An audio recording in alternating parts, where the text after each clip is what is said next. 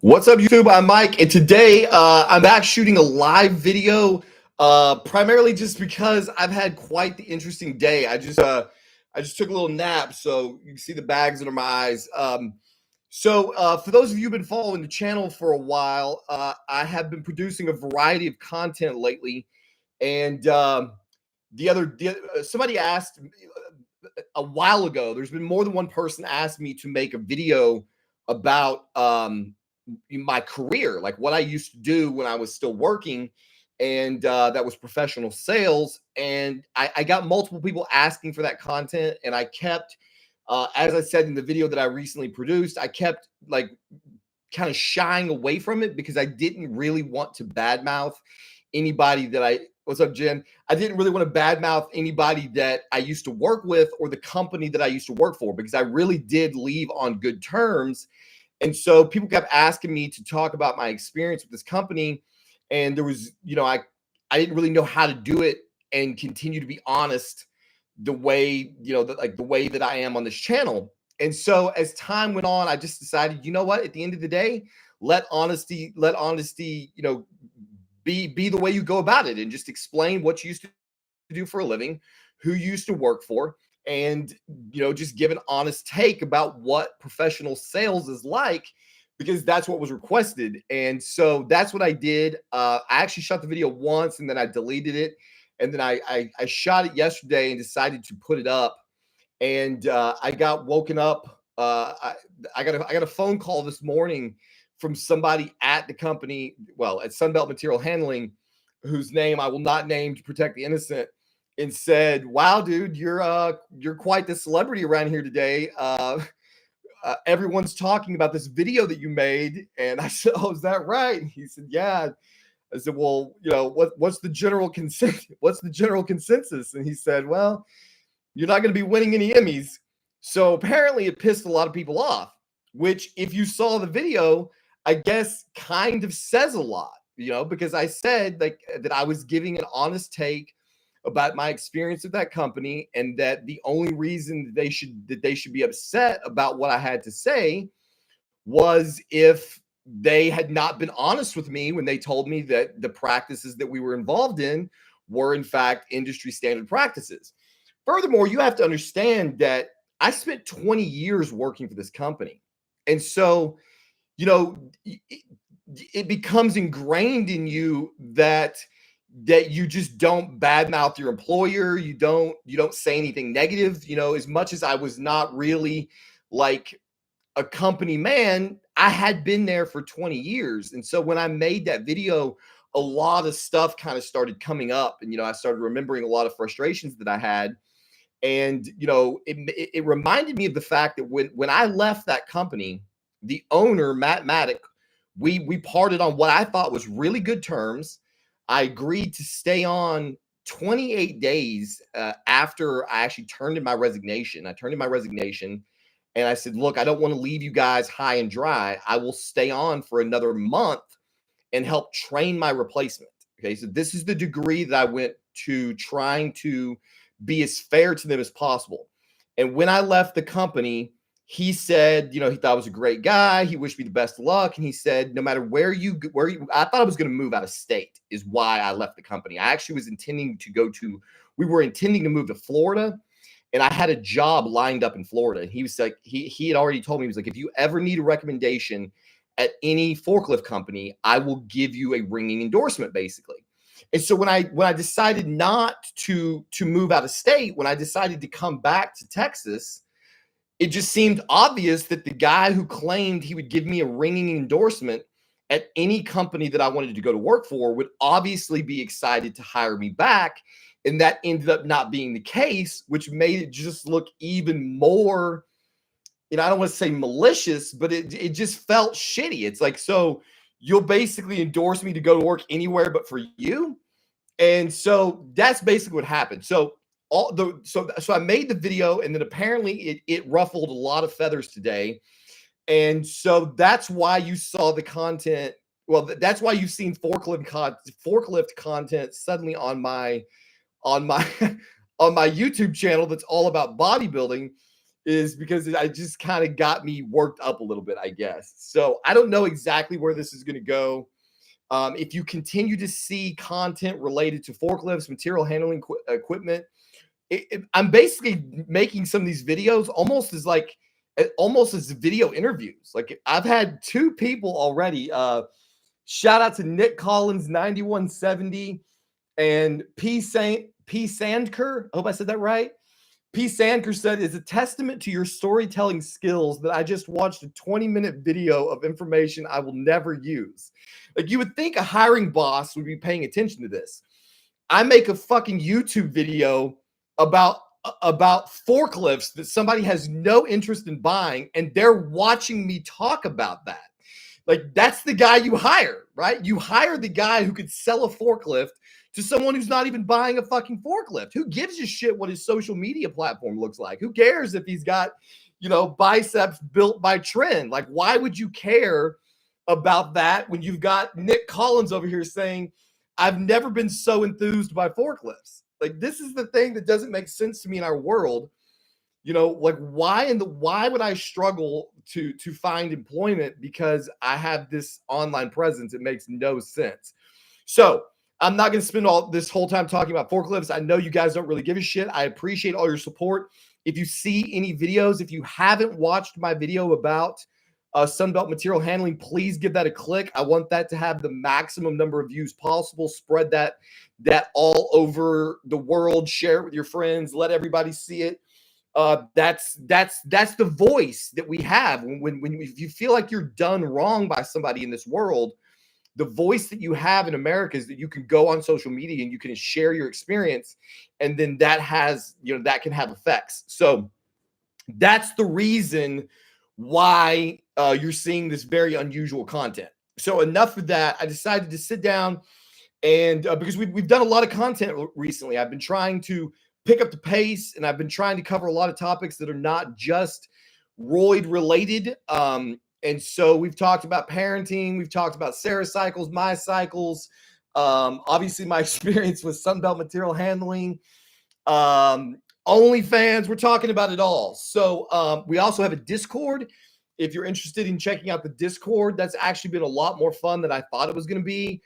Somebody recommended that I create a Discord quite a while ago, and admittedly, I'm just an old man. Like I don't use Discord. I didn't know.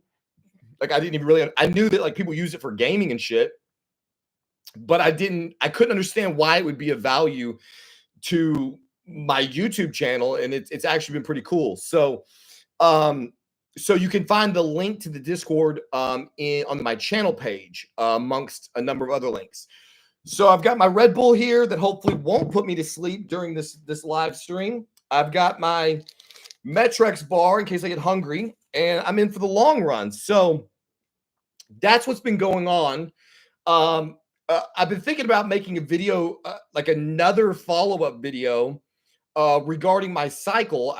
You guys have almost become like, I can't decide about this light up here. It's a lot of light. You guys have almost become like my confessors. It's weird. Like I did something last night.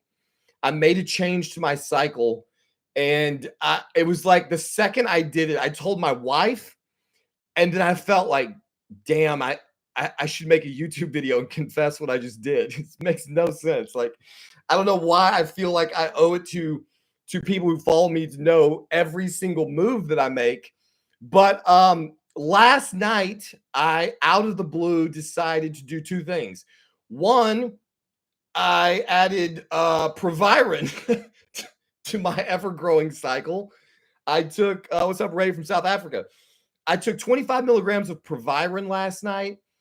Holy shit. The mood that I've been in, you guys have witnessed. I've been going through it for a while now. I've been on trend in some form or fashion for a very long time, and it's clearly taken a psychological toll on me.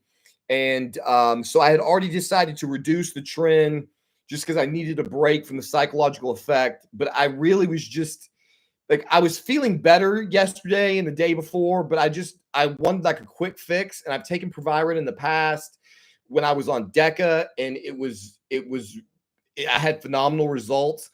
And so I popped 25 milligrams of proviron. What's up, Wayne? Last night. I can't even remember when. I don't know if I told my wife immediately, but she at some point, like she was like, damn, like what are you going through? The proviron was like the most potent antidepressant I've ever taken in life. Like it made me feel so much better, almost instantaneously. Obviously it takes, 15, 20, 30 minutes to truly set in. But once the proviron started working in the system, my mood just kept getting better and better and better. Um, I just started feeling great, and so I don't know how. I looked up, can you run proviron alongside Masteron? The thing with proviron, for those of you who don't know, is that one, it's a DHT derivative. Two, it's an oral, but it's not hepatotoxic for a lot of reasons. One, it's not 17 alpha alkylated, so you can take proviron with little to no risk of any kind of hepatotoxicity. And usually it's kind of like a steroid wingman. The reason for that is because proviron, when it enters skeletal muscle tissue, is rapidly converted by I think it's 3 alpha hydroxysteroid hydrogenase, steroid dehydrogenase, which is one of the many enzymes that converts cholesterol into other hormones in your system. So you've got 17 beta steroid hydroxy dehydrogenase, or better known as 17 HSD, I believe, which will convert cholesterol into like pregnenolone, allopregnanolone, progesterone, on down the chain. And then the other direction that gets us over to like androstenedione and the other cascade of hormones is facilitated by 3 alpha hydroxysteroid dehydrogenase, which is an enzyme. What's up, Blake? That converts cholesterol and hormones.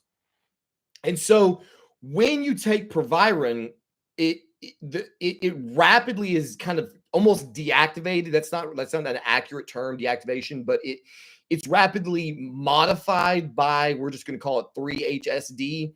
And so it ends up not really doing anything at all for you as far as like muscle building properties. Like you're never going to take proviron to try to gain weight. So Masteron is substantially better in most cases that you would take proviron, because they have similar effects. So proviron will dry you out. It's basically a mood booster. It's a massive, massive libido booster. And that's about it. And so it just doesn't really have the potency or the potential to build muscle on your frame. For whatever reason, it is really good at offsetting the negative effects of certain hormones, like maybe even tren, but certainly DECA. So the second thing that proviron does, and what makes it sort of like the steroid wingman, is it binds with this insanely high efficiency to SHBG, which is sex hormone binding globulin. So for those of you who want a chemistry lesson, sex hormone binding globulin attaches itself to your sex hormones, primarily. I think it will attach to estradiol, certainly to testosterone. And when your testosterone is bound up by SHBG, it's effectively useless. It's not free to bind to the androgen receptor to do anything. And so if you can crush your SHBG levels down, you free up more of the testosterone that's already in your plasma to go about and do things that you want it to do. And so one of the things that tends to happen in people who take proviron is it rapidly binds to SHBG. It binds so aggressively to SHBG that it will actually kick testosterone off. So if testosterone is already bound up by SHBG, proviron will come along and go, move, bitch, get out the way. And it will get it off the SHBG, and then it will free the test to go around in your system. So usually what happens when you start taking proviron is you get raging libido. I have used it once or twice in the past. Sarah's in the other room right now, probably like just like mentally preparing herself, because my libido was out of control like never before on proviron. Talk about make your girl bow-legged. Like it was so bad that like now admittedly the raging libido only lasted for like 2 weeks, but that was a long 2 weeks for her because it's nonstop. You cannot stop thinking about sex. It's like it's actually known to cause priapism, which is an erection that lasts like for longer than 4 hours. And I had some near priapism states when taking proviron in the past. So I don't know that I'm going to stay on it.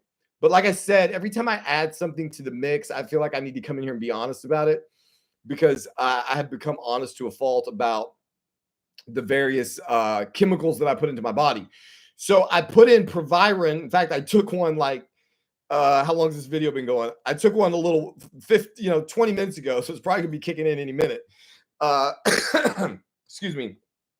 So I put proviron back in the mix, and and I just I was losing weight rapidly, and so I know this is gonna be like a roller coaster. You guys are like, here we go again.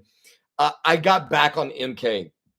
I'm not even gonna say the whole thing because apparently these people don't like it. So I got back on it a small dose. And so my weight had stabilized at 207. And then once the we're gonna call it Michael Kors. Once the Michael Kors had left my system, Jen Green's probably the only person in the room who knows what Michael Kors is.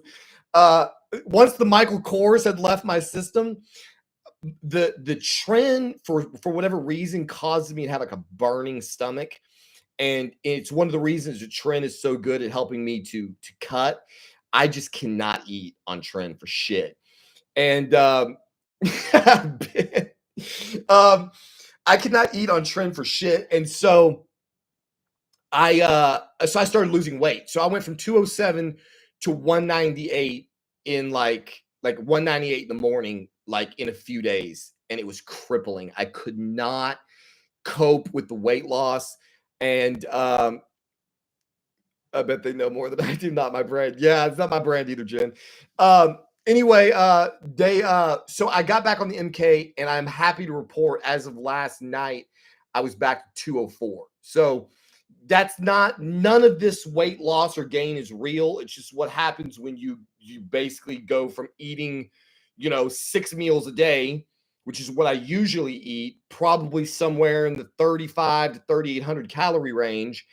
And you go from that to suddenly eating 1 or 2 meals a day, maybe 1,000 calories. When you take 2,000 calories out, or give or take out of your diet, you're gonna fucking crash diet. And so that's the reason for these massive fluctuations. It's not like this compound is like putting massive weight on or taking it off or doing anything like that. So we've got Michael Kors back in the system. We've got a little bit of proviron in the system. I'm undecided yet as to how long or what. I'm basically just using that. Dude, I might as well just close this eye. I don't know what the fuck, dude. I'm not sure how long I'm going to use the proviron. I really just needed an instant psychological break from the depression that I've been in. And I don't know why proviron works, but I mean, I immediately went from just this dismal misery to absolutely on top of the world. My wife could not believe it. Like she was like, I don't know, this is the most fun you've been in a long time. I think she's going to come in here later, and she's putting my daughter to bed right now. So she's probably going to join the party here pretty soon.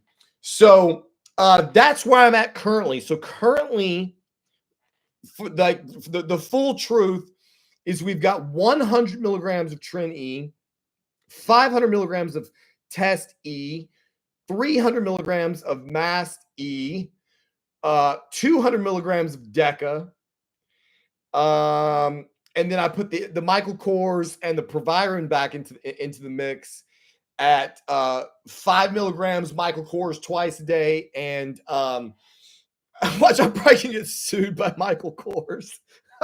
I can't say anything. I wonder if I can say. Can I say is it ibutamorin? No, I can't remember what the chemical name is.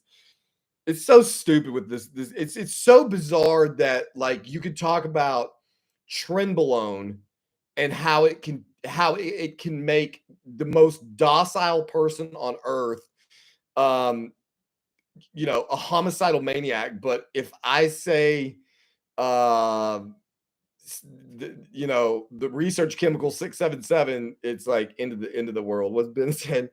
Pretty sure my dude, he makes purses. Like, what are the odds that he's not?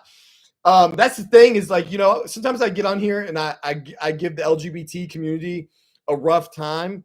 I'm really not ever trying to do that because I'm a huge fashion nerd, like massive fashion nerd. I didn't know I was a fashion nerd until recently, but like I don't know who the not gay male fashion designers even would be. Like I love Christian Dior, who's definitively gay. Like Coco Chanel is like the only one I think that and who knows what she was up to. Um, uh, yeah, don't even get me started on that. So yeah. In fact, I think Michael Kors bought Versace. Did you know that Versace, that we all say in America, it's not actually pronounced Versace. It's pronounced Versace. It's been so hard for me to get used to saying that part. Half the time I just want to give up and say it the way we say it, but it's not actually right. It's Versace. Who he might have not been gay though. I can't remember. And who cares? That's the thing. I don't care about how anybody. I don't care about how anybody rolls. I just wish everybody would stay out of everybody else's fucking business. That's the problem. It's not about the lifestyle that you want to live. It's about forcing your lifestyle on other people, which is what Sarah and I were trying to impress upon everybody in our video going into how we raise our kids, because that's our when you live a lifestyle the way we do, you have to go to extreme lengths to not accidentally let's see, hang on.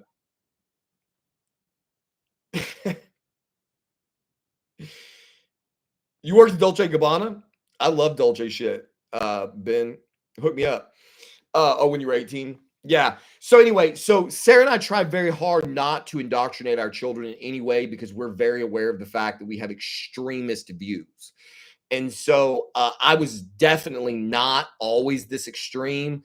I get people who get pissed off because I start getting into too much politics. The reality is I have been extremely liberal in my life. There's a saying, I forget how the saying goes, something like if you're young and conservative, you have no heart. It's something about basically most people when they're young are conservative. I mean, are liberal. Most young people are more liberal leaning. And then the older and the crotchier you get, the more conservative you become. And this is typically the way things work. It's not always the case. And we just happen to be living in an insane period where our country is so massively divided because things have just gotten completely out of control. And that's what I was talking about in my video, the video about working for Sunbelt Material Handling was, I don't know how many of you, during COVID, like I don't know what backgrounds you guys all come from, but coming from the material handling industry, is sort of immune to anything that goes on in the economy. Because every single thing we use everything we use in our day-to-day lives at some point in time was on a forklift. It's all transported on pallets, in 18-wheelers, it's on forklifts. And so when you work in the material handling industry, no matter how shitty the economy is, you're either the material handling industry is pretty immune. And so during COVID, when prices started getting out of control, a lot of people didn't realize they were buying the bullshit, that there was actually a good reason for prices to be out of control. And there just wasn't any. Like I watched the price changes increase when there was no driving factor. And so everybody thought the world, everybody panicked in the business world when COVID happened. And I was on the street the entire time. So like long before there was a jab, in the very beginning when we were all scared shitless, like, we all thought, oh my God, this is like fucking, Armageddon. I was on the street every day going to visit customers. And so we were all thinking the entire economy was going to collapse. And I have customers that range in every industry imaginable. So everything from Coca-Cola bottling, pickles, companies that make sheet metal, windows, build houses, granite countertops, anything you can imagine. I was involved in basically every industry you can imagine. And so I would be talking to these people going, hey, how's business? And no matter what industry, they were like, it's crazy, dude. We're making a fucking metric ton of money every month. And very few people, some people suffered, but most people who were in any kind of manufacturing, they were just making money hand over fist because they just kept being able to raise their prices. So aluminum went up, then the lumber went up, then granite went up, then glass went up, then food went up. Everything just started going up and up. But the actual costs of these products weren't really changing. So these companies just started making more and more money. And like, who's going to turn away profits? And so it just kept happening. And now we've gotten to this point where we're all fucking suffering for it. It was kind of cute back in the day when they were handing out government. Everybody was getting their little stimulus package, and, it's kind of keeping you blind to just how damaging what's happening in the economy really is. And now people can't afford to buy milk. I mean, you go to the grocery store now. My wife was telling me the other day that a case of Dr. Pepper's is like fucking $12.50. What the fuck? We used to pay like $8.99. It's gotten so far out of control. And I'm afraid it's going to take something catastrophic to get it to change. What has Ben saying? Ben is a maniac. He's messaging me last night with some crazy shit. Ben, tell me honestly, brother, how do you guys drink? Do you every night? What's going on with the drinking?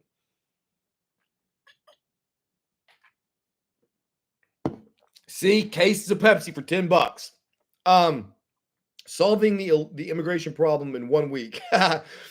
Yeah, dude. I could definitely. Maddie Simon, my man, thank you very much. Let's see what you got.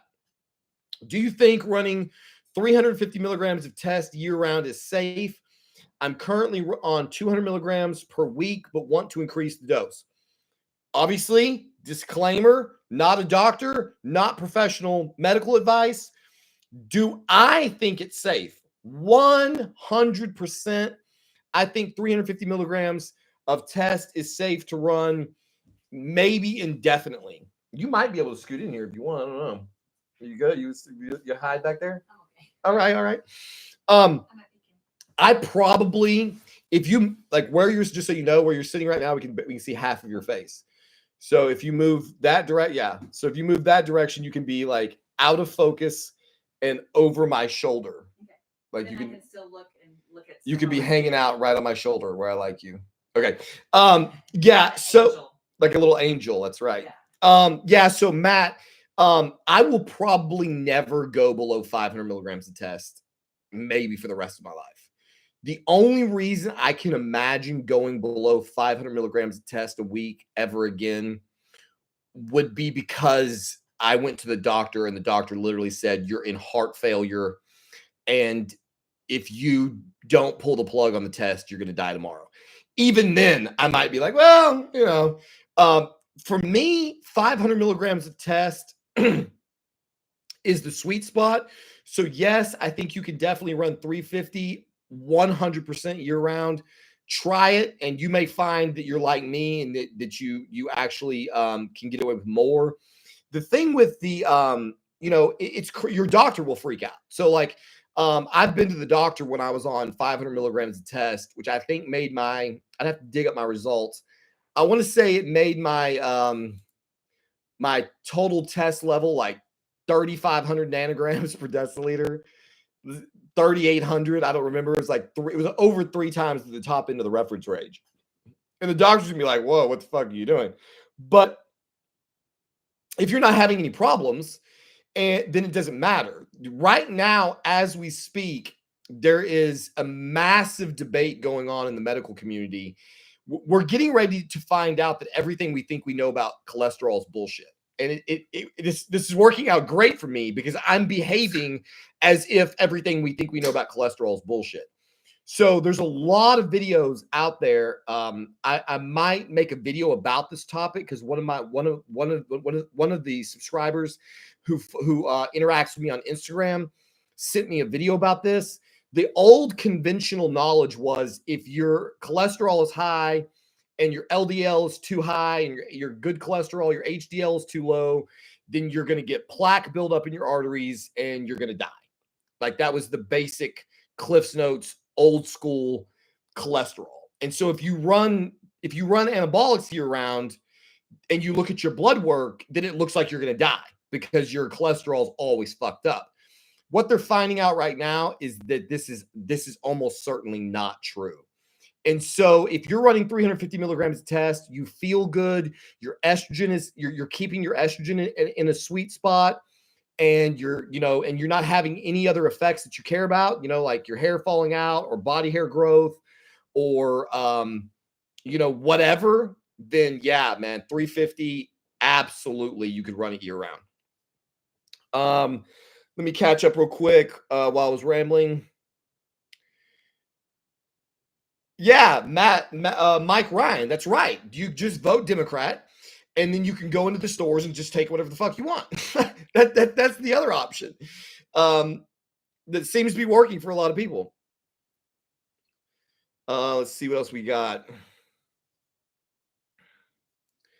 I just stopped TRT 6 weeks ago after 10 months. How you feeling, Mike? If you just stopped TRT, I can't even imagine. There's the number one thing that keeps me from doing anything to get myself into legal trouble is the abject terror of what it would be like to have to come off every anabolic that I'm on, because my nuts are almost certainly toasted. They're probably never coming back to normal. So I'm petrified of like going to jail and not having a bail. If I'm in there for 3 or 4 weeks, dude, I'm going to be bottomed out. So I'm just terrified of that happening. Do you think being on the right cocktail of anabolics can okay, Blake H asked, do you think being on the right cocktail of anabolics can assist with sales?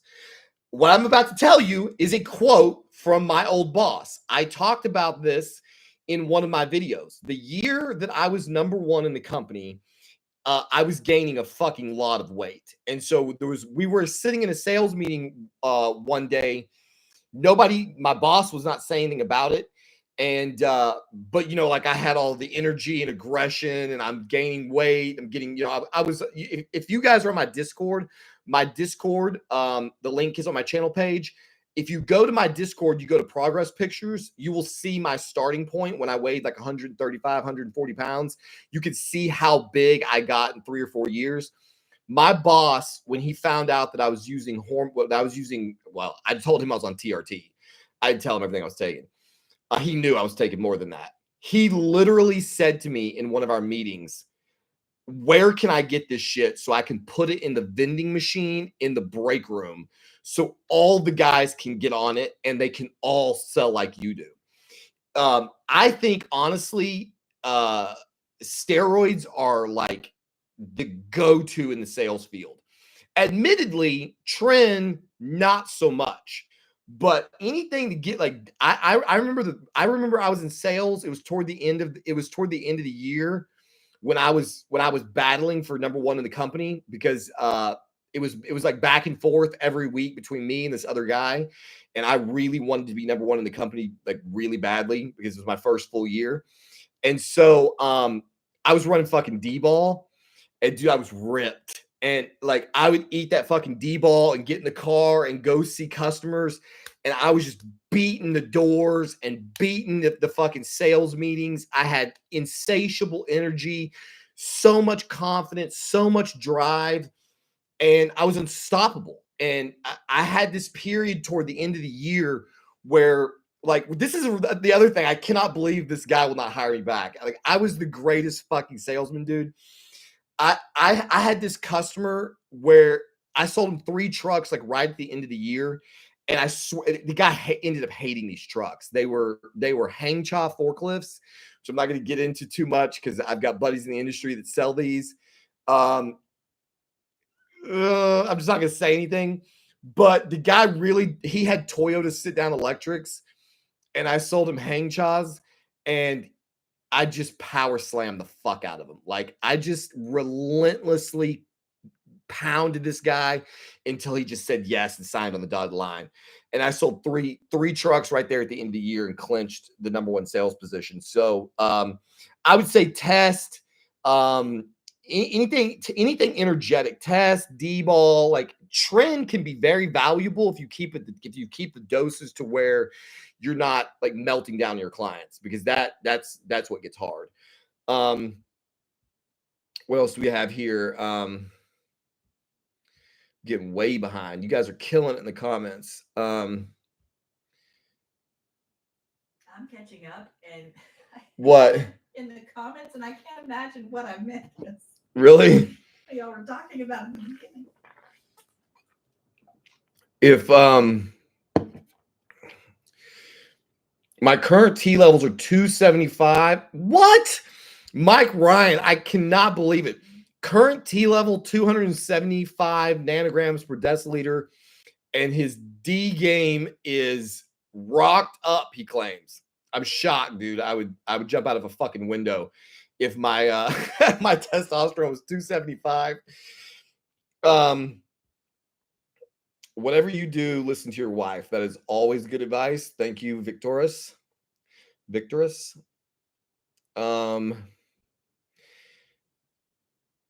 see what else we've got. You run HCG though, right? Yes, I run HCG year round, 100%. If I'm running trend, I will notice some shrinkage. I usually run 500 IUs twice a week. But if I'm running really suppressive compounds like Deca or Tren, then I usually bump it up to like 750 IUs twice a week, just because my nuts start to shrink. And my girl likes big balls and she cannot lie. I think it's something about the swinging and banging on her butt. Don't be being all bashful now. So she starts complaining if the testicle volume reduces and she's not getting enough. I'm not complaining. I'm just noticing. And so I have to keep. I'm on HCG constantly so that I swing right. Why you quit, Mike? I talked about that in that video. Hang on. I quit because other strength gains and random boners. It gave me 0 mental boost and was $200 a month. Let's see. What else we got going on? Yeah, dude, if you get off, dude, you're wrecked. Hans Kazan. It's gonna take this dude forever to get his shit back together. Oh, he thinks 6 weeks. I would be shocked by this. I felt like doo-doo for a week. She loves it. She likes it. What do you think? Big Mike on live stream. Hell yeah. Do you think you are healthier on gear than off? I mean, you know, yeah, you got to define healthy. The psychologically healthy. Okay, I'll be honest with you. The overall best, like if I got to a point in life where I was like an actual decent human being, and I decided that my wife and my kids are going to be #1 important, the most important thing, and I'm going to maximize maximum psychological benefits and maximal physical benefits, and I wasn't going to try to do any crazy bodybuilding. I was just going to try to run the safest, healthiest cycle. I would probably be on 500 milligrams of test. I mean, I could get away with test alone. I would probably run 500 milligrams of test, 50 milligrams of Tren, and and maybe some Masteron is probably what I would do. The thing is that I do not believe at all that trenbolone is unhealthy for your body in any way in low doses. I absolutely patently reject everything that is said about neurotoxicity, hepatotoxicity. People act like tren is just like injecting poison, and there's zero scientific data to back any of this up. And so I would honestly probably run, I might not run 500 milligrams a test, but I tried dropping to 200 and I just don't feel it, man. At 500 milligrams a test and 50 milligrams of tren, I was able to, that's a lie. What did I do? Was it 200 milligrams of test and 50 milligrams of tren, and I was able to have all my biomarkers in line? It might be 200 milligrams test, 50 milligrams tren would probably be the floor. But yeah, I do feel healthy the vast majority of the time that I'm not bulking. When I try to push my body weight really much higher than it is now, and when I'm running more than 1,500 milligrams a week of gear, or like this, decidedly going over 100 milligrams of tren is not good for me. My wife is going to be very happy that I'm sitting here admitting this openly in a forum. The number of times that I promised her I would never go over 100 milligrams of tren again. The best thing that I could do for myself and my family is to never, ever go above 100 milligrams of tren again. Honestly, tren is the only thing that even counts as far as I'm concerned. Like, Masteron, totally irrelevant. Like, I'm sure I could run 300 milligrams, 600 milligrams, 1,200 milligrams, totally wouldn't matter. The trenbolone is so psychoactive, and it causes such a severe depression and aggression in me that it is nearly impossible to control. And that was really the whole reason that I ran it again, is because I was trying to convince myself that I could control the tren and I would not let it negatively affect my family. And while I think that I did succeed in controlling the aggression side, I did not succeed in controlling the doom and gloom and misery and depression that comes along with it. I was convinced that the cabergoline would prevent me from going to the dark place, and it unfortunately did not. And so I really honestly should never run tren over 100 milligrams again.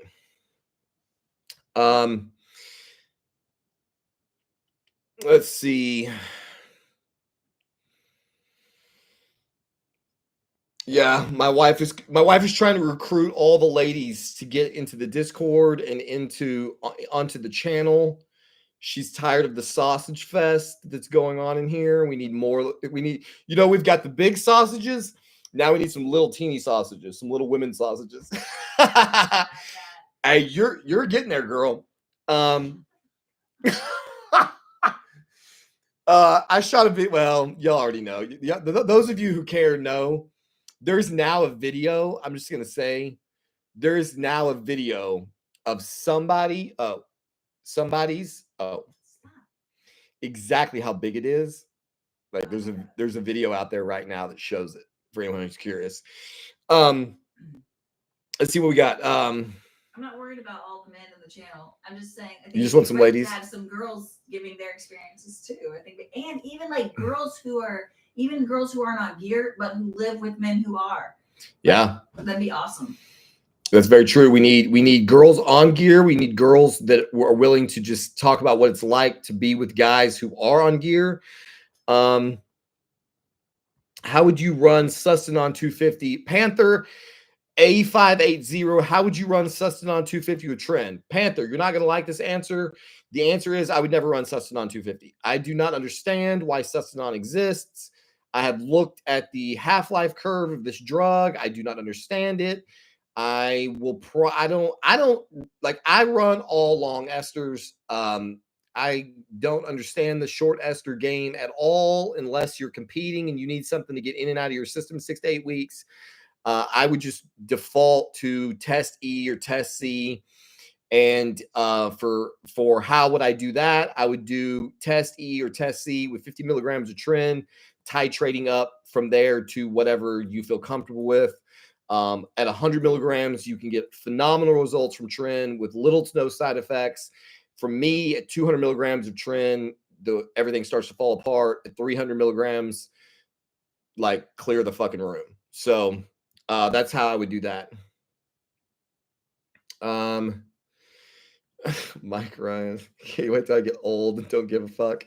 Yeah, that's the thing, dude. You know, like for you young guys, y'all shouldn't even be listening to me. I'm old as fuck, dude. Like, look at this. You see the size of the lines of my forehead, dude? Like, I don't even need to go to the Grand Canyon. I'm a walking Grand Canyon, like all right in here all day, every day. So for me, it's like, who gives a shit? My balls are already shut down. I'm just gonna blast forever. Yes, sir. No problem, Panther. I said Panther earlier, didn't I? Idiot, I can't read. That's because those forehead lines are just wrinkles are just over your eyes. Yeah. Let me see what else we got going on. How am I going to let my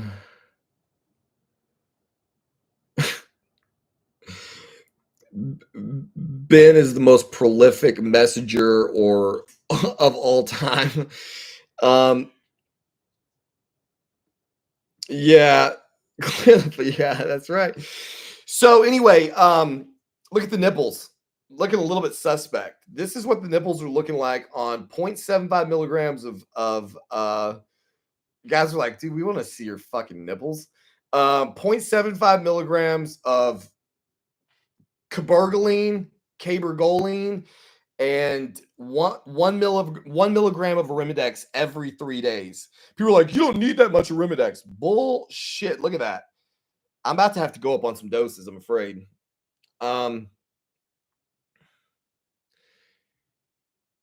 You're gonna have to. I can't even possibly keep up with Ben. This dude Ben types faster than I fucking think, and that's pretty fucking fast. So what else can I talk about?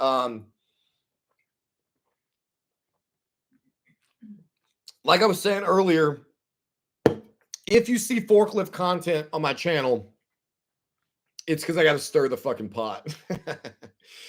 I'm thinking about making a whole series of videos about the forklift industry just because I can. I actually have a business idea of my own about how I could go back to work doing what I was doing and actually compete against every single company in my territory solo. But I won't spoil that for here. What's your favorite feel good compound? Oh, that's hard. Well, like right now, I'm loving the proviron. For those of you who are late to the show, I want to admit that I am currently, right now as we speak, 25 milligrams of proviron to the dome. I love proviron. It makes me feel so fucking good. Masteron is a really good feeling drug. Test in really high doses feels good. So for like long-term feel good, sustainable, I would say probably Test and Masteron. If you just like if I wanted to go like see, I'm one of these idiots that I will use anabolics like they're street drugs. So like if I wanted to go, I've done this. Like if I want to go like have a good time, like at a social event or something, like rather than like doing something white and powder form that I'm gonna be feeling miserable to the next day, I would just take like 20 milligrams of fucking Anavar, pound of Red Bull, and I'll be fucking ripped. And so, like, I'll just go to the fucking party and party on Anavar and then don't take any the next day. No side effects, no downside.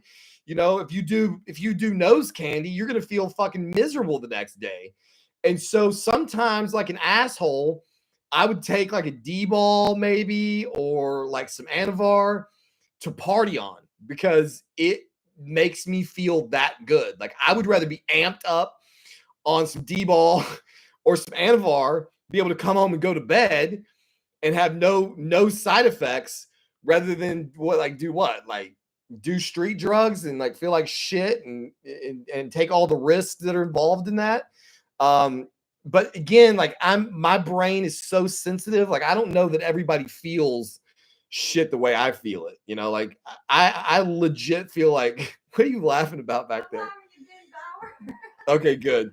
Um, yeah, so like I don't know that everybody feels Anavar and D-ball like I do. They're like fucking party drugs for me. But that's the thing. So like I can have a ton of fun on D-ball for the night. I just don't want to do it all day every day because when you take D-ball first thing in the morning and you're like that, and I did this when I was in sales. You pop 10 mil. So I was taking 30 milligrams of D-ball a day during this cycle. And I pop a fucking 10 milligram D-ball and I have to sit at my computer for 6 straight hours and process quotes. Holy fuck. You're just like, fucking, oh my God, it's so much energy trying. Like, if I pop a D-ball and then go sell, like go see customers, that's badass. But taking D-ball when you have to like play sorry with your kid, holy fuck, dude, that make you want to kill yourself. Um, let's see what else we have. So yeah, that's what I would do. Let's see. Never front load ever. What, Ben? What are you talking about? I'm gonna take high test and Adderall and become president. You could do it. I'm thinking about running for president. I swear to God, I'm gonna run for president next election. I don't even give a fuck. Like why not? You know, there's nothing to lose. But Adderall, the thing I stay away from. I had a massive speed addiction, and the reason that I stay away from Adderall is because like some people will take Adderall and they get really worked up. You know, like when I was a tweaker back in the day, dude, I would just go sit in the closet by myself with like a notebook and just like write stories for like 15 consecutive fucking hours or sit in the mirror and just pick. Like I would try to find every pore and I would just pick and pick and pick and pick until I was covered, just completely covered in like little bloody spots. It's like speed is not good for me to party on. It makes me real antisocial. It does not make me want to leave the house. It makes me just want to hole up in a room somewhere and like compulsively masturbate. That's what I do on amphetamines. If I take Anavar D-ball, I'm like, let's get 20 people together and go to the club. Let's see. I'm scared to take. Yeah, dude, Fausto. If you're like me and you're prone to anger outbursts, definitely start low on the trend and titrate up. I honestly cannot tell you guys the number of people that I have met in life who lost their job on their first trend cycle. If it was not for the fact that I had worked for the company for Sunbelt Material Handling for so long, I would have lost my job on my first trend cycle because I fucking snapped on this dude at work, like worse than I've ever snapped on anybody in life. Your first trend cycle is like a fucking rite of passage if you are wired to be aggressive, and so definitely take that shit slow. Gin Green, lifesaver. Vars, lifesaver. Never play board games. Yeah. Have you ever Chevy Block 550? Have you ever messed with insulin? No. The reason that I have not messed with insulin is because my entire life since I was a kid, I'm prone to very massive sugar crashes that can come absolutely out of nowhere.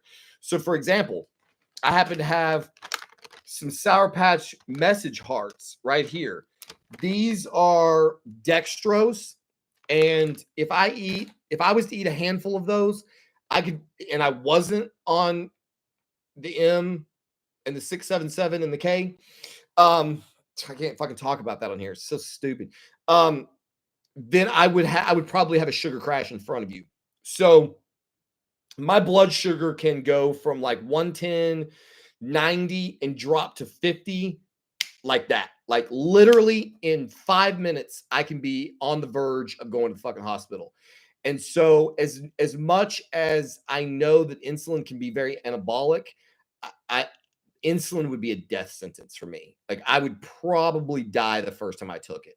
And so I just don't risk it. The other thing about insulin is that pretty universally, if you research insulin in bodybuilding, if you research, especially like old school bodybuilders or guys that did, the Cutler era and stuff, they will tell you that insulin made them bigger, but that it ruined their conditioning. They will tell you that on insulin, you do not get the really grainy, dried out, peeled, like badass aesthetic. And I love that. Like I'm addicted to that. I like to look like somebody just like shrink wrapped my skin onto my body. And so I'm not really about that insulin look to begin with. I'm writing it for the ballot. Thank you for that vote of confidence. Let's see. He would accept what? Why is my daughter kryptonite? You would smash the table, bend backwards. Oh, okay.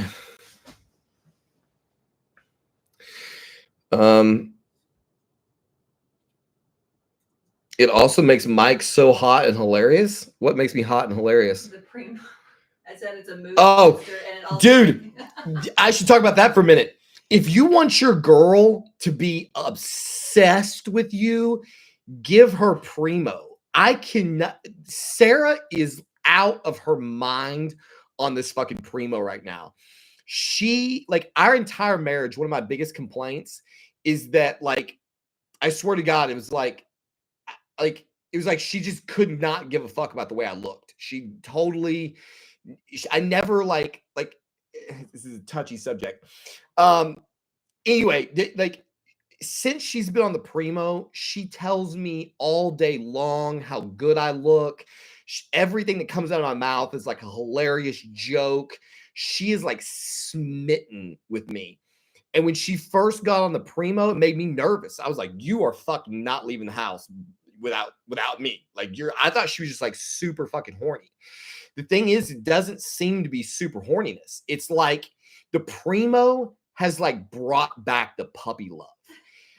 It's unbelievable. I can't. I have been researching this drug. Like, why is my wife obsessed with me on Primo? I don't ever want her to go off this drug. And like, it is definitively changing her voice. It is definitively growing her clitoris. And I literally do not give a fuck. I would rather like my wife be like, hi, my name's Sarah. How are you? And like in a fucking sexy ass dress, completely obsessed with me, with like having to wear like something to keep her little tiny penis hidden in her pants, than to like go back to normal. She is so happy and addicted to me on this drug. It's unbelievable. I don't know what's causing it, but I'm about it for sure. Look at her. See, she's back there giddy. Look at her. She's not like that normally. Have you ever considered taking 500,000 cash out from Sunbelt and retiring in the country? Weird question, Chevy Block. As it happens, that's exactly what I thought about doing. Like, fuck it. We'll just take out $500,000 and go live on what was that island we were going to live on? Phuket? No. I don't know. Some fucking island in Thailand. We had a house picked out and everything. That was definitely the trend talking. Let's see what else. I feel like Sarah wants to what? Jen? Why? Why does she want to do that to Jen? Dr. Manuel, what are you talking about, brother? Insulin is a step above steroids. What else we have? Why don't you run a therapeutic dose of GH, like 2 to 3 IU and 300 tren and 500 tests? Dude, I've been on 300. I've been doing that for the last 12 weeks. I was running 2 IUs of GH, 300 milligrams of tren E, 500 milligrams of test E, and I almost what's the phrase the kids use nowadays? Unlifed myself. Is it unalived? I almost unalived myself on that dose. So I usually run GH constantly. But the thing is, when you're running tren, which creates IGF-1, and you're running 677, which is an IGF-1 secretagogue, to put in 2 IUs of growth is getting a little excessive, I'm afraid. So I will probably go back on 2 to 4 IUs of growth at some point, but probably not while I'm running the 677 because I have enough trouble with the sleepiness.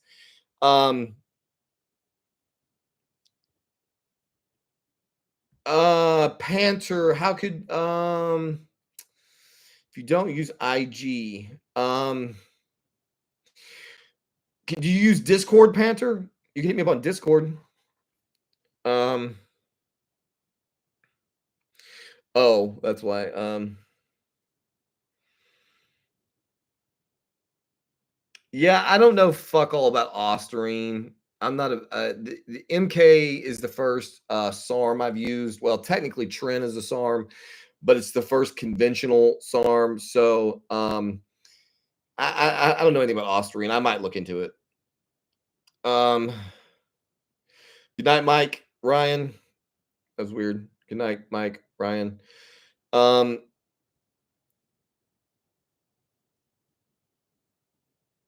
Let's see.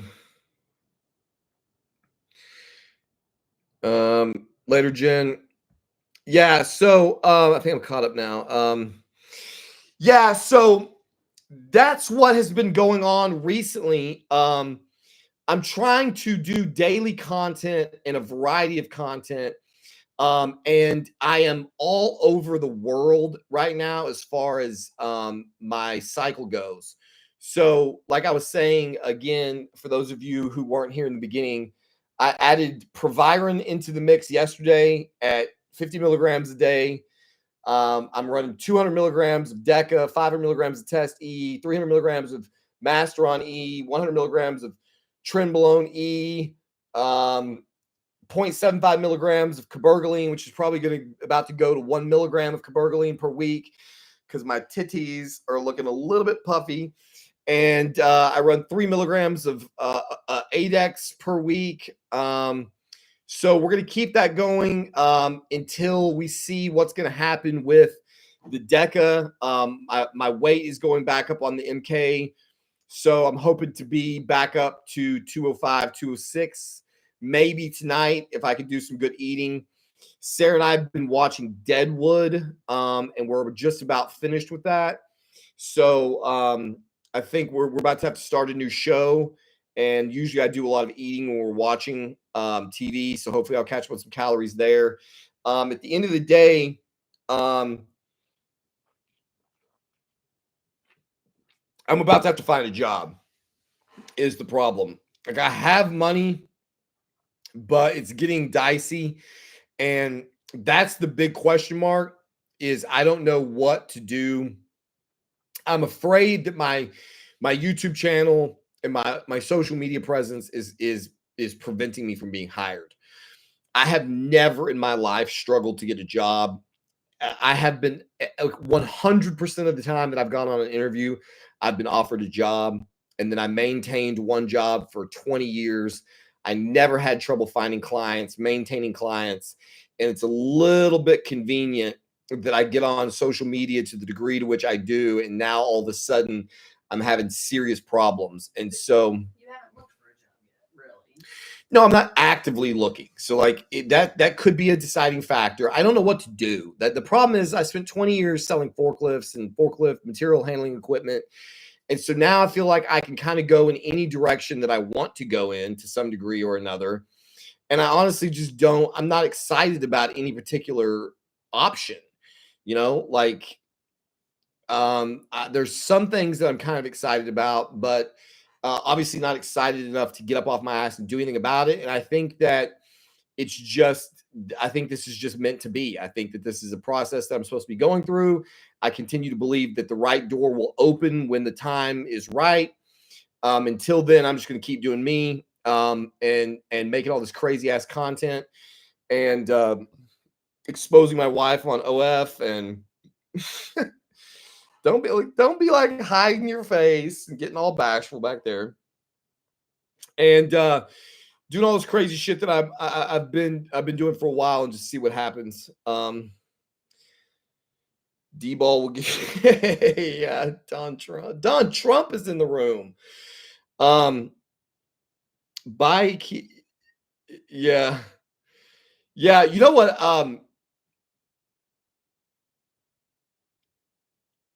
That's not a bad idea. Client relationship manager for an alternative medicine clinic. They always want someone that looks the part. You know what I want to do? I'm gonna be sensitive. I'm gonna throw something out there. How can I say this? What I want to do is start my own TRT clinic, even though I'm not a doctor and I can't prescribe meds. So, what I envision is I want to run a practice whereby people pay me for consulting and they tell me, hey, I want, I want TRT at 200 milligrams per week, or I want to run test Anavar and Masteron in these doses, or whatever. They want bodybuilding consulting. And then depending on what kind of cycle they're running, that would determine the price that they would pay me. And then a couple of weeks later, they would get a package in the mail and it would have everything they needed in it. But I would just be a consultant, if you follow my drift. That's what I really want to do. I just don't know about the logistics of it and the risks that are involved in it, and would there be a big enough clientele who wants to have like a cookie cutter approach to doing all of the things we're already doing with no risks and no headaches, and just be able to have like a one-stop go-to person that can facilitate all their needs. That I would be pretty excited about. But I mean, I'm sure you catch my drift. It's not exactly the most straightforward thing in the world to do. Contact Alternative Medicine Inc. They franchise. Ryan Russo did the same thing. I'll look into that for sure. You about to say something back there? Do you have something you want to talk about, dear? I was not prepared. And I don't know what y'all already talked about. So it doesn't matter. Did you have thoughts before we end this? I don't have a lot of thoughts. They're asking if you ever tried keto. Did you already answer that question? No, I've never tried keto. I have no reason to try keto. I could get to stage condition like ridiculously easy. Like I can't even impress upon you how easy it is for me to lose weight. If I took the MK out right now, if I took it back out today, in 3 days or 2 days maximum, I would have zero appetite. I would immediately go into a minimum of a 1,000 calorie a day deficit, and I would be able to maintain that until, well, I could probably literally just sit here and starve myself to death. I hate eating that much. High fat keto can help you maintain weight while stabilizing blood sugar. I just can't. I mean, I don't even know how it would accomplish that. Like, Red Bull has 41 grams of sugar in it. So my understanding of keto is that it has to be below, my total carb intake would have to be below 50 grams per day. Is that correct?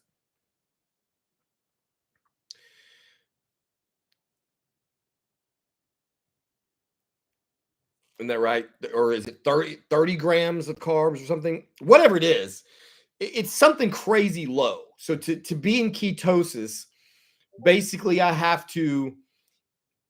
body starts running on ketones, so blood sugar under 50 net gram carbs a day. So like when somebody talks to me about keto, I would rather just unalive myself. Like before I even started this video, I probably had 4 servings of Twizzlers. I'm gonna get 40 grams of carbs in this one Red Bull. I drink Dr. Peppers all day long. My Metrex bar, whenever I eat it, has 25 grams of sugar. Like, what would I even eat? That's the thing. Like, if I like, how do I get enough calories in the day eating protein and fat alone? Like, what does that even look like? I can't even imagine what this diet would be that is sub 50 grams of carbs and nothing but protein and fat. Like, give me a basic idea of what those meals look like.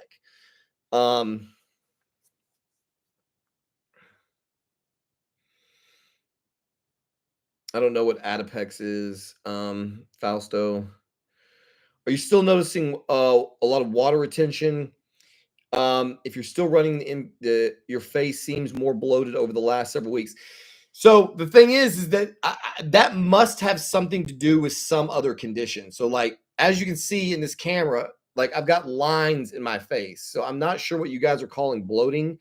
I know that definitively my face can get moon faced. When my face got really bloated, it was because I had massively high um, estrogen. So I don't know what is causing what you're calling bloated face. I think I just have a fat head, because this is actually not bloated for me. When I'm bloated, I look way different than this. So I'm not real sure. When I was on the MK, like, my legs were, I eventually started getting a lot of water retention, but I found out that it wasn't the MK that was causing it. It was the high estrogen.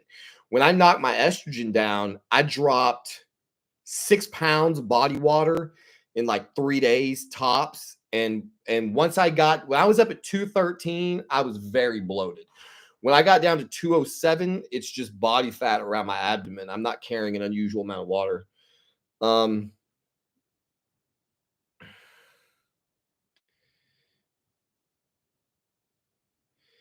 So he's okay. So 3,100 calories a day, 5 eggs for breakfast, bacon, sausage. Okay, so far so good. 14-ounce steak for lunch. Dinner is asparagus and a whole rack of rib. Oh my God. Damn. I'm speechless. That's fuck, man. That's not half bad. 5 eggs, bacon, sausage, 14-ounce steak, asparagus, and a rack of ribs. We may be getting ready to go keto, baby. Damn. That sounds amazing. I don't know. I don't know. That sounds really good. That's definitely not what I was expecting somebody to say. I've never tried anything like that. Who knows? But the thing is like, but I mean, I'm not gonna do that for bulking, right? Like, how do you like? I don't like. Can I bulk on that and have energy? I mean, it sounds like I could bulk on that. Shit. That's a lot of cooking. See, like, Jorge, cabergoline will cause ridiculous water retention. I have never in life read this. You know what? And it's because I call bullshit. I'm gonna look this up right now. Will you look it up for me? I don't know how cabergoline could cause water retention, but let's see if I'm wrong.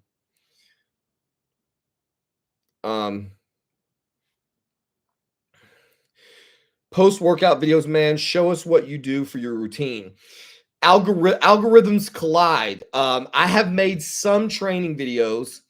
The reason that I primarily don't make training videos is because, especially when I'm on trend, is I cannot deal with the fucking hate, and I just start lashing out at everyone. So if I go into the gym, I've talked about this before. If I go into the gym and I do, fucking arms, and I curl 30-pound dumbbells, somebody's gonna be like, well, hey, bro, why don't you actually lift more weight? And then if I go up to 60-pound dumbbells, which is what I finish with, and I'm getting like a little bit of swing to get them going, my form is not perfect, then there's always somebody who's like, well, hey, dude, you really can't lift those 60-pound dumbbells because your form looks like shit. So it's like every time you do training videos, all you get is just a bunch of people that are either shitting on how much weight you lift, or they're shitting on your form, or they're like, well, I don't know why you do that extra. It's just a bunch of fucking bullshit. And so it's like, what's the incentive to me? Because the other thing is, it's a pain in the ass. Like, in order for me to shoot training videos, my wife has to basically not lift. She has to follow me around with a phone and record, or I've got to get some, stand out and record myself, which honestly I hate when I see people doing that. Like, if somebody's doing a PR and they want to record their PR, cool, I get it. You know what I mean? But if you're just going to set up a fucking tripod in the gym and record your hour and a half workout for fucking social media, that pisses me the fuck off. For one, makes me want to go slap their fucking phone off the tripod. And two, it's like, then I'm gonna have a video. Like, are you guys really gonna watch an hour and a half of me just like fucking doing bench and curls and like everything that we all know to do in Planet Fitness? That's where I lift. Like, how boring is that gonna be? Like, I'm not opposed to making the content, but I just in the past, it doesn't really seem to be worth it. Yes. Bloating or swelling of the face, arms, hands, lower legs, feet, and around the eyes is an uncommon side effect where you need to call your doctor. Okay, so yeah. So I don't know if you can hear her in the background. She said if you're the side effect list for cabergoline says that edema is an uncommon side effect, and if you have it, you should call your doctor. I definitively don't have that. I've posted numerous pictures. I think I even have a short. If you go to my shorts, I think I have a short showing my calves while I was on MK and cabergoline and had high estrogen, and you can see how freakishly peeled my calves are. I rarely retain water if my estrogen is not way out of line. I don't have any edema problems at all. I don't know what with, like, maybe I just have fat face, like, and I'm old. I don't know. Thanks, Gary. Yeah, I definitely have zero leg edema. People do love to hate.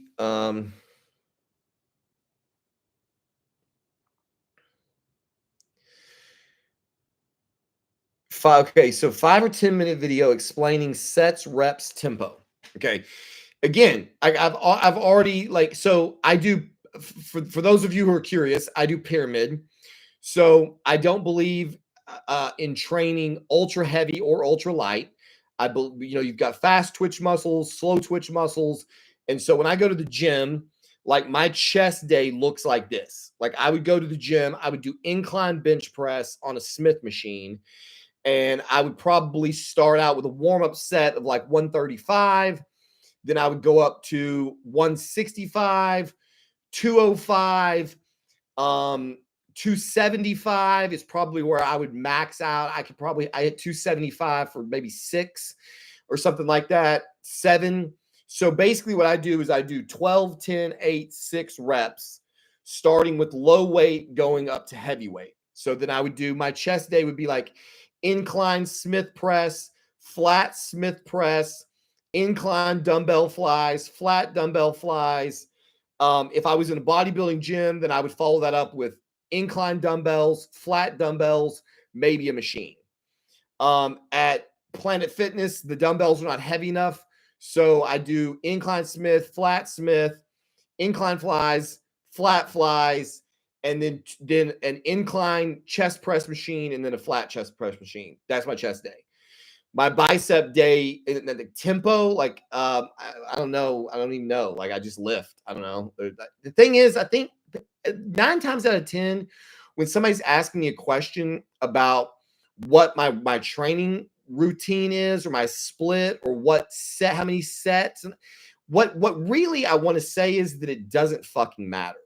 That's the thing. You can grow on just about any routine. There's no right or wrong routine. Like, it really doesn't matter. If you're natty, you can do, it doesn't matter what you do, you're going to hit your genetic potential in a relatively short period of time. If you're on steroids, like, I have grown by doing 3 sets of 12 on dumbbell curls. I have grown doing pyramid on dumbbell curls.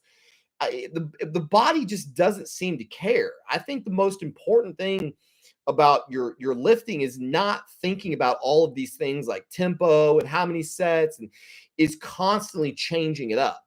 Muscle memory is the enemy of your bodybuilding program. And so, like, one of the things I've noticed is I get too fixated on doing the same thing over and over again. So, like, one day I went to the gym with my son, and he has to go early because he goes to bed. And so I couldn't get a Smith machine, and I was pissed off about it because I got tired of waiting. So instead of starting with Smith incline, I started with just like a machine incline. Dude, I got the most savage pump that day, and I felt my chest so much more the following day, probably just because I did something that was different than usual. Your muscles remember what you do, and they get ahead of the game. Arnold talked about this in his movie. What was it? Pump something up. Pumping iron. That you have to constantly keep the muscles guessing. And so tempo. One of the things that I admittedly do, is like for like on chest day, I'll go to a machine for like my last exercise. So like I'll do like let's say I'm doing a chest press. I will get like not a huge amount of weight, and I will press one arm and I'll hold it, and I'll do 5 reps with my left arm while I hold the weight with my right arm. Then I'll come in with my right arm and I'll do the opposite. So I'll hold this and I'll do 5 reps over here. So I'm constantly like tricking the muscle basically. So I have a period where I'm just holding the weight extended while I'm repping with the other hand, and then reverse. And then for the last 5 reps, I'll just rep them out. Or I'll do drop sets at the end to do something different. Or there's lots of different things. The thing is, there's no right or wrong routine. You should be doing everything. You should be constantly mixing it up. You should go to the gym one day and go, I'm not going to do a single fucking thing that I've ever done before in my life. I'm just going to grab completely different machines, completely different workouts. I change my routine up a lot. So sometimes I do like push-pull legs. Sometimes I do chest on one day, arms on one day, shoulders on one day, back on one day. So I constantly change things up so that my muscles never get used to any one thing. So like if I went to the gym and shot a training video, it would just be one example of one thing that I might do. I'd have to shoot 50 million videos, and it just like it's like somebody's gonna have to hire me for that. I guess I'm not wasting my time with it. I would throw in some machine flies for sure. Yeah, I do machine flies. Like I do all of that. Like that's the thing. I do everything in the gym. So there's probably not a single machine in there that I haven't utilized at some point or another. That's the whole thing, is to just constantly keep the muscle guessing. So there's no like right way to do anything. As long as you're not like doing something stupid, like if you're ego lifting, you're going to get hurt eventually. But aside from that, it doesn't really matter. Um,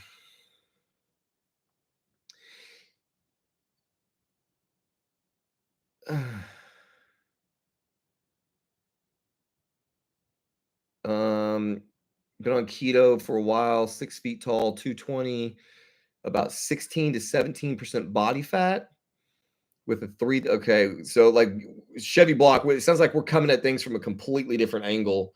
There. I've never had 16% body fat in my entire life. I don't think I could possibly get to that level. So I don't think keto is really going to be the thing for me. Would microdosing trend help me if I could feel regular test? I don't believe in microdosing anything, honestly. Like you could do it, but I don't know why. Did you start AAS before hitting natural potential naturally? Absolutely not. I've been lifting since I was 16. I hit my natural potential decades ago.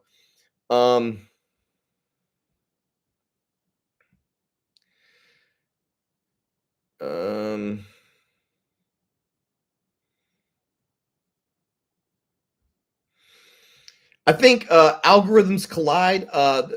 Or like I think this channel could be elevated by training videos. I would just wish somebody would explain to me how in the fuck that's gonna like. Are you guys trying to get naked training videos? Is that what's going on? Because I'll put those on my OnlyFans if you subscribe to it.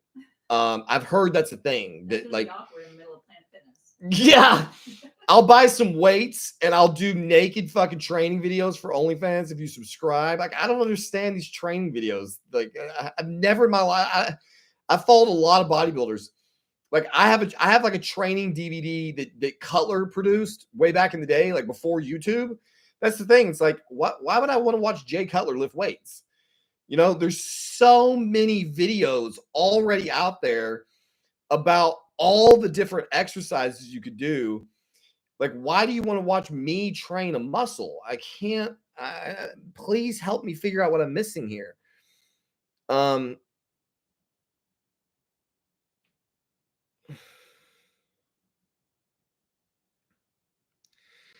an advanced lifter, could place first or second in most amateur shows. Like, what do you mean, power lifter?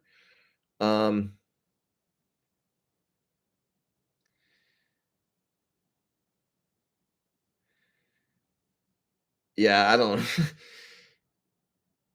The keto ain't working. Do I take any motivation from Rich Piana? I really like Rich Piana, another great that is no longer with us. I honestly was not. I didn't. Piana was in between my periods, so like I was really into bodybuilding in my early 20s when Cutler, during Cutler's era, and then I dropped out of bodybuilding for a long time during the Rich Piana era. So like I can't remember when he died, but I don't think I'd ever seen anything he was producing when he was alive. From what I've seen post-mortemly, I think I probably would have been obsessed with the guy. But I wasn't in the game at that point in life. Um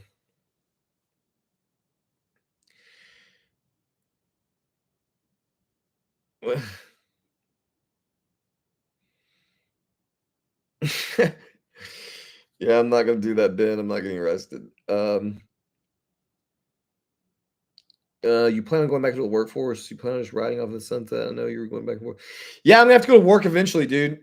Unless our OF and my YouTube career just massively blows up, then I'm gonna have to go back to work. Like we're making money every month on OF and YouTube, and I'm an affiliate. I have an affiliate link with my TRT clinic, so I make some money there. So all told, there's a few $1,000s, but I'm a long way from being able to retire completely on my current social media income. um, would you say your wife has reached her natural potential despite you? Oh my God, yeah. Yeah, I mean, um, I don't really know. My estimation of a woman's natural potential is zero, I guess. Like I don't like a woman can work like a girl built like Sarah could go to the gym all day. She could go to the gym 4 days a week, 2 hours a day, and she would be kind of toned. Like that's all she's gonna get. Like take for example, the girl. What's the girl's name from 50 Shades? Dakota something or other. Whoever the girl is that plays Anastasia in the 50 Shades movie. Like she's kind of an example of like a skinny girl who works out all the time, who has a personal trainer, who has a diet coach, and that's what a girl's going to look like without steroids. Like that's what a skinny girl is going to look like without steroids. If you look up a girl named Vanessa Saros on Dakota Johnson. So look up Dakota Johnson, find a video of her. That's basically like that would be like Sarah training 4 days a week with no steroids. Then there's girls like Vanessa Saros, who is smoking hot. You can look her up on Instagram. I would be willing to just about guarantee you. I don't know that she's ever said this.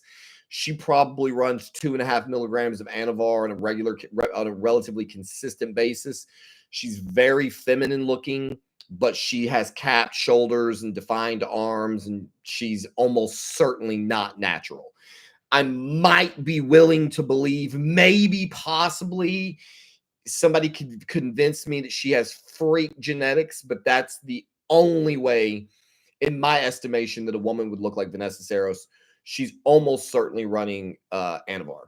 So a woman's genetic potential is effectively nil. Like they're basically all at their genetic potential, because even when they train, they don't build muscle size. They just kind of inflate the little muscle tissue that's already there, and it gets more dense. And there's going to be a little bit of shape, but they're certainly going to look like not going to look like any kind of. They're not going to look like Sarah. And that's the thing. Like people, like I just have to dismiss when somebody's like, "Oh my god, dude, I can't believe you. Your girl doesn't look like she's on fucking steroids at all." Okay, well, go to our free OnlyFans and you can see exactly where her muscles are, or go to my Discord channel and look in the progress pictures, and there's pictures of her back and there's pictures of her belly on there, and I can put many more pictures on there, and I can fucking guarantee you the girls don't look like that naturally. If you find, like, here's another girl you can look up, Valenti Vittel. Valenti Vittel is an example of a girl who probably trains very frequently. She's extremely thin. She's very good looking. She has a phenomenal body, but she has zero muscle to speak of. So a woman's genetic potential is just a joke. If a girl wants to be really thin, then she has to starve herself to death, which means she's not in an anabolic state, which means she's not going to have any appreciable muscle mass. So the only way a girl can have muscle and a flat belly is to be on steroids. And we have tested this with Sarah time and time again. Sarah can get off gear, and she can go to the gym, and she can have some shape to her arms, but her belly will not look anything remotely like what she looks like on Anavar. If she wanted to have a really peeled abdomen, she would have to go into a massive calorie deficit, and she would definitively, and has, lost muscle mass in the past doing that.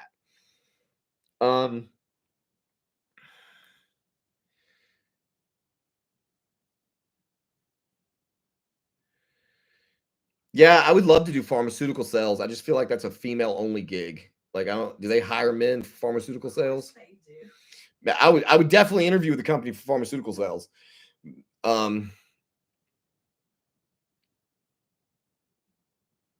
Yeah, I was not a Leo's longevity fan, Ben. I actually made a video hating on that guy. So, yeah, that's not really my thing. Anyway, let's see what time it is. I'm getting hungry. I think this has probably gone long enough. I just wanted to make a quick live video. I don't know how much people actually go back and watch these, but I figured the regulars at least would be here so I could explain why you guys are seeing all of this content that's connected to my previous employment. Like I said in the beginning of the video, I got a call earlier today and found out that the video that I made about Sunbelt Material Handling had been passed around the office, and they were not very happy about what I had to say about them, which sucks for them. Too fucking bad, I guess. You should have behaved differently. And so that kind of inspired me to make some more content down that vein. I haven't decided exactly what I'm going to do professionally yet. If I'm going to try to stay in that industry. I've actually communicated with some other companies in that industry. I have certainly some options, but the video that I produced today is very critical of the industry in itself. So it possibly made me toxic to the entire industry. The bigger question here really is not so much, it is just really about social media. If and when I go back to work, if I go back into the professional world, it will almost certainly mean the end of this channel, or at a bare minimum, a massive change to the channel. Like, I don't know how I can really, unless I can find an employer where I can go in on an interview and go, "Hey, I take steroids and I talk about it on YouTube. So if you're not comfortable with that, let's get that out of the way right now," and have them go, "We don't give a shit. We just want you to sell stuff." If I could find a job where that was the case, then I would definitively continue doing everything that I've been doing. I think that's probably a fairy tale idea. I think best case scenario, a future employer in the world that we live in is not going to be comfortable with me representing their company while making the kind of content that I make. So we'll see what happens. I haven't really started pursuing things actively in that way yet. It may be exactly what I do. I may literally just go into interviews and go, look, I've got 20 years of sales experience. I could sell ice to a fucking Eskimo. I'm selling forklifts to people who don't even want forklifts, but I'm a bodybuilder and I talk about that on social media. So if you can't cope with that, then I'm not the right guy for you. Maybe I can find somebody who's willing to take that risk. But eventually, if that doesn't happen, then I'm going to have to do the right thing by my family and probably pull the plug on this because I mean, it just doesn't make any sense. I've achieved everything really that I want to achieve in the bodybuilding world, and continue to expose myself to other people for no gain.